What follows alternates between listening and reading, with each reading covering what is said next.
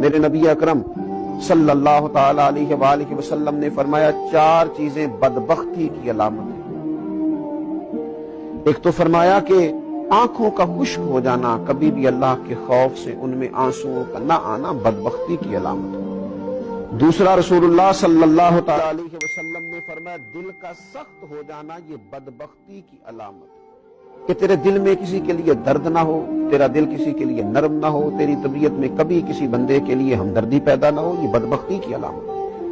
اور تیسرے نمبر پر نبی پاک صلی اللہ تعالی علیہ وسلم نے فرمایا دنیا کی ہرس میں لگ جانا، لالچ پیدا کر لینا، ہوس پیدا کر لینا، میں کیسے کو زیادہ سے زیادہ مال اکٹھا کر سکتا ہوں، یہ بدبختی کی علامت ہے۔